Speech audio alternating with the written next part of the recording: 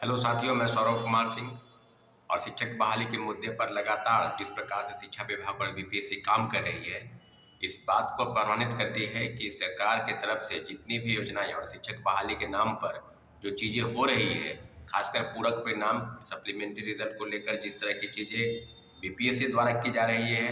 क्या वह सही है? क्या सरकार के संज्ञान में इस तरह के मामले नहीं आने चाहिए? और शिक्षा विभाग से जिस तरह की चीज़ें हुई, शिक्षा विभाग ने पहले 3 जनवरी के दिन नोटिस भेजा कि लगभग 14,700 पदों पर पूरक परिणाम, खासकर TRE 2 में यानी सेकेंड फेज की बहाली में पूरक परिणाम जारी होने की चीज़ें बिल्कुल स्पष्ट हो गई थी कि पूरक परिणाम जारी होंगे। और इस बात के लिए लगभग 15-20 दिन इंतजार किया गया और तब जाकर शिक्षा विभाग ने अपने चिट्ठी के माध्यम से वापस लिया कि पूरक परिणाम जारी नहीं होंगे। और उसके बाद लगातार जो छात्र अभ्यर्थी है, शिक्षक है, जो जो जिन्होंने परीक्षा दी है, उसके मन में एक उपापों की स्थिति अभी भी बरकरार है कि क्या सप्लीमेंट्री रिजल्ट नहीं आएगा। तो कल SC/ST यानी अनुसूचित जाति अनुसूचित जनजाति के वेलफेयर के लिए समाज कल्याण विभाग द्वारा जो शिक्षक बहाली निकाली गई थी, उसके पूरक परिणाम जारी हुए हैं। तो क्या इस तरह के ग्रीवांसेस जो बताए जा रहे थे, ग्रीवांस सेल में बीपीएससी द्वारा स्पष्टीकरण मांगा गया था कि जिन लोगों का ग्रीवांस सेल में इस तरह की चीज़ें हैं, कोई आपत्ति है, खासकर मिनिमम कट ऑफ को लेकर या कोई ऐसा चीज़, तो उसके लिए भी डॉक्यूमेंट अपलोड कराने की बातें की जा रही थी और डॉक्यूमेंट अपलोड हुआ भी। तो सारी चीज़ें अब बिल्कुल इस बात को प्रमाणित करती है कि क्या बीपीएससी द्वारा और शिक्षा विभाग द्वारा जो घालमेल किया जा रहा है, और घालमेल कहने के संदर्भ में कि सप्लीमेंट्री रिजल्ट, जैसा कि साथियों आपको पता है कि TRE 1 में भी सप्लीमेंट्री रिजल्ट को लेकर लगातार घमासान मचा था, चाहे वो गर्दनीबाग धरना स्थल से हमारे शिक्षक साथी हम लोग बैठे थे, उसके बाद बीपीएससी का भी घेराव किए, शिक्षा विभाग भी गए, लेकिन सुनने के लिए कोई भी न विधानसभा के अध्यक्ष, न प्रतिपक्ष के नेता,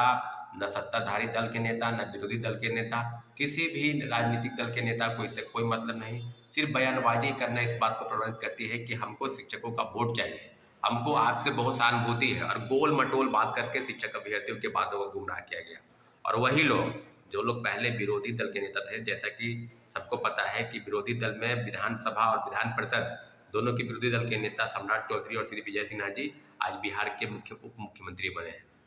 तो उप मुख्यमंत्री कहने का मतलब है कि बिहार में अभी एनडीए की सरकार है। तो क्या शिक्षक अभ्यर्थियों के पूरक परिणाम के लिए जो माननीय उप मुख्यमंत्री, पूर्व उप मुख्यमंत्री श्री सुशील कुमार मोदी का बयान आप अगर आप देखेंगे, उन्होंने स्पष्ट कहा था कि 40,000 पदों पर पूरक परिणाम जारी होने चाहिए। और जिलों से जो फर्जीवाड़ा का डाटा है, वो डाटा आंकड़ा अगर आप देखेंगे तो कई जिलों से, अभी भी कई जिलों की सूची आई है कि शिक्षक अभ्यर्थी फरार चल रहे हैं, कहीं इतने गलत प्रमाण पत्र के आधार पर जो नियुक्त हो गए हैं उनको बहाल किया जा रहा है, सीटेट फेल, STT फेल, स्नातक के कई फर्जी डिग्री, डोमिसाइल की डिग्री फर्जी, दिव्यांगता प्रमाण पत्र फर्जी। तो इन सब के आधार पर एक बात स्पष्ट हो गया है कि जिलों से जो सूची भेजी गई थी शिक्षा विभाग को, वो मल्टीपल रिजल्ट के लिए, यानी एक से ज़्यादा पदों पर अगर किन्हीं का रिजल्ट TGT में आ गया है, किसी का PGT में, TGT यानी 1 to 5 से लेकर 11-12 पर किसी का रिजल्ट आता है तो ज्वाइन तो करेगा एक ही जगह वो। तो जो पद खाली रह गए, खासकर मल्टीपल रिजल्ट को लेकर जो पद खाली हैं, सभी पर पूरक परिणाम आने के लिए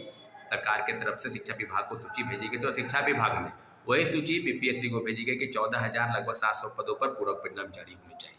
परंतु जिस तरह के जो चिट्ठी जो निकला, अरे परसों एक चिट्ठी निकला शिक्षा विभाग के माध्यमिक शिक्षा के निदेशक के तरफ से कि कोई भी अगर आंदोलन, पूरक परिणाम किसी भी हाल में अब जारी नहीं होगा, परंतु कोई भी अगर आंदोलन करते हैं चाहे शिक्षक अभ्यर्थी,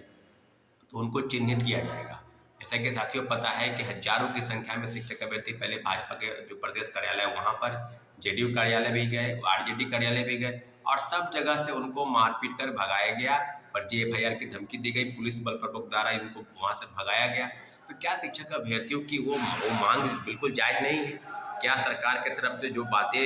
विरोधी दल के नेता के तौर पर या विपक्ष के नेता के तौर पर आप बोलते थे, और आज सत्ता में आने पर वही चीज़ आपका मौन पर धारण हो गया है? तो सभी चीज़ों पर इतना जरूर है कि सरकार की तरफ से जो भी लेट लतीफ़ी हो रही है, उसका खामियाजा निश्चित रूप से एनडीए की जो सरकार है और जो भी वर्तमान में काम कर रही है, सभी पर कहीं न कहीं उठाने की ज़रूरत है। तो हम इस बात की पुष्टि करते हैं, और निश्चित रूप से सरकार की तरफ से जितने भी संज्ञान शिक्षक बहाली के नाम पर नहीं लिया जा रहा है और लगातार शिक्षकों को गुमराह किया जा रहा है, इस बात को पुष्टि करती है इस चिट्ठी से कि आने वाले समय में शिक्षक अभ्यर्थी अपनी मांगों को लेकर कहीं कोई डरने की जरूरत नहीं है। सप्लीमेंट्री रिजल्ट की मांग हमारी जायज़ है और इसको हम किसी भी हाल में लेकर रहेंगे। जैसे कि साथियों पता है कि TRE 1 में दर्जनों याचिकाएं माननीय उच्च न्यायालय में दायर हो चुकी है। इसलिए टीआरई 2 में भी SC/ST वेलफेयर का अगर रिजल्ट आया है तो सभी पदों पर सप्लीमेंट्री रिजल्ट आना चाहिए। इसके लिए हम लोग प्रतिबद्ध हैं और लगातार सरकार से गुहार कर रहे हैं। लेकिन इतना जरूर है कि तुगलकी फरमान जारी करने से कोई भी समस्या का हल नहीं हो जाता,